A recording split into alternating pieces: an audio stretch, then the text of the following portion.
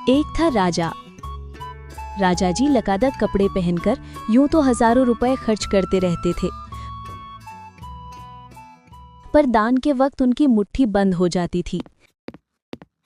राजसभा में एक से एक नामी लोग आते रहते थे, लेकिन गरीब, दुखी, विद्वान, सज्जन इनमें से कोई भी नहीं आता था, क्योंकि वहां पर इनका बिल्कुल सत्कार नहीं होता था। एक बार उस देश में अकाल पड़ गया। पूर्वी सीमा के लोग भूखे प्यासे मरने लगे। राजा के पास खबर आई। वे बोले, ये तो भगवान की मार है, इसमें मेरा कोई हाथ नहीं है। लोगों ने कहा,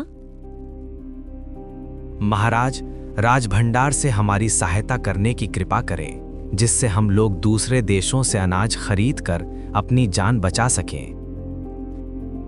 आज तुम लोग अकाल से पीड़ित हो, कल पता चलेगा कहीं भूकंप आया है, परसों सुनूंगा कहीं के लोग बड़े गरीब हैं, 2 वक्त की रोटी नहीं जुटती। इस तरह सभी की सहायता करते करते जब राज भंडार खत्म हो जाएगा, तब खुद मैं ही दिवालिया हो जाऊंगा। ये सुनकर सभी निराश होकर लौट गए।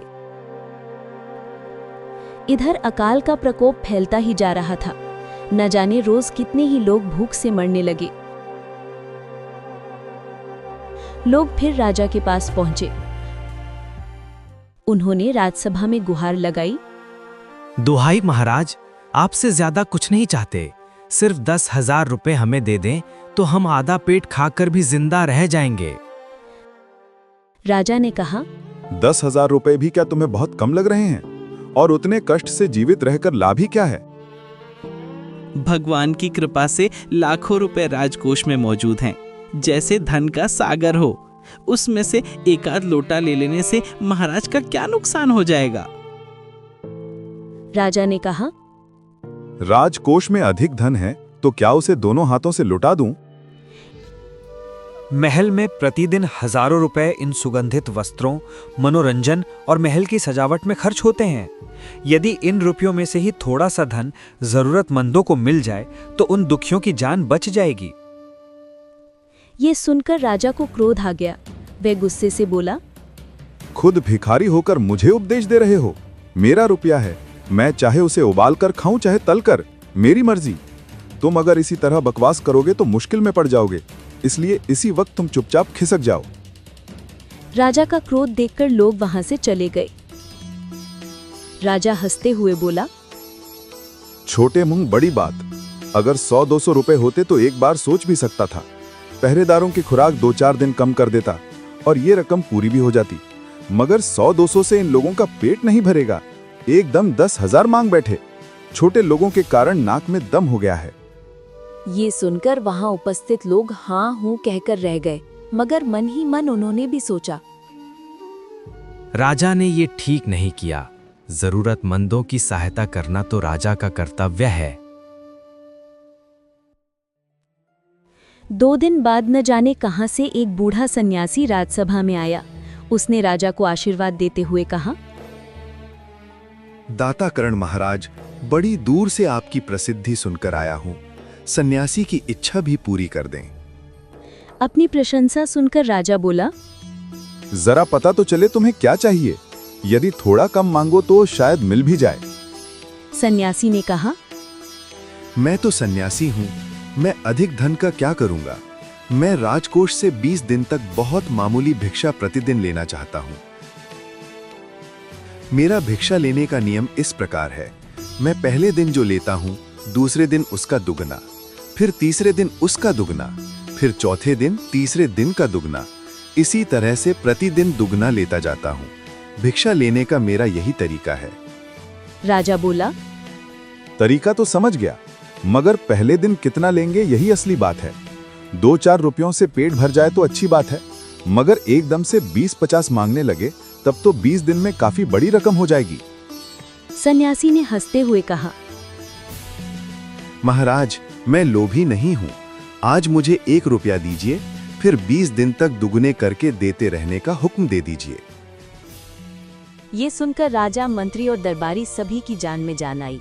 राजा ने हुक्म दे दिया कि सन्यासी के कहे अनुसार 20 दिन तक राजकोष से उन्हें भिक्षा दी जाती रहे। सन्यासी राजा की जय जयकार करते हुए घर लौट गए। राजा के आदेश के अनुसार राजभंडारी प्रतिदिन हिसाब करके सन्यासी को भिक्षा देने लगा। इस तरह 2 दिन बीते, 10 दिन बीते, 2 सप्ताह तक भिक्षा देने के बाद भंडारी ने हिसाब करके देखा कि दान में काफी धन निकल जा रहा है। ये देखकर उन्हें उलझन महसूस होने लगी। महाराज तो कभी किसी को इतना दान नहीं देते थे। उसने ये बात मंत्री को बताई।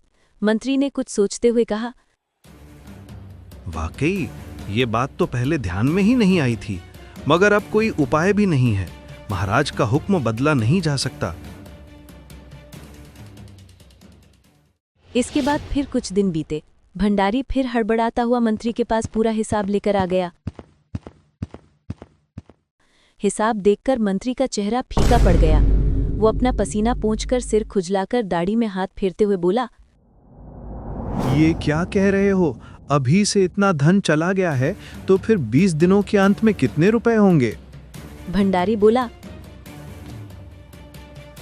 जी पूरा भुगतान तो नहीं हुआ। मंत्री ने कहा, तो तुरंत बैठकर अभी पूरा हिसाब करो। भंडारी हिसाब करने बैठ गया। मंत्री महाशय अपने माथे पर बर्फ की पट्टी लगाकर तेजी से पंखा झलवाने लगे। कुछ ही देर में भंडारी ने पूरा हिसाब कर लिया। मंत्री ने पूछा, कुल मिलाकर कितना हुआ?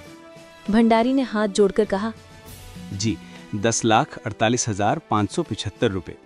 मंत्री गुस्से में बोला, मजाक कर रहे हो? यदि सन्यासी को इतने रुपए दे दिए तब तो राजकोष खाली हो जाएगा। भंडारी ने कहा, मजाक क्यों करूंगा, आप ही हिसाब देख लीजिए।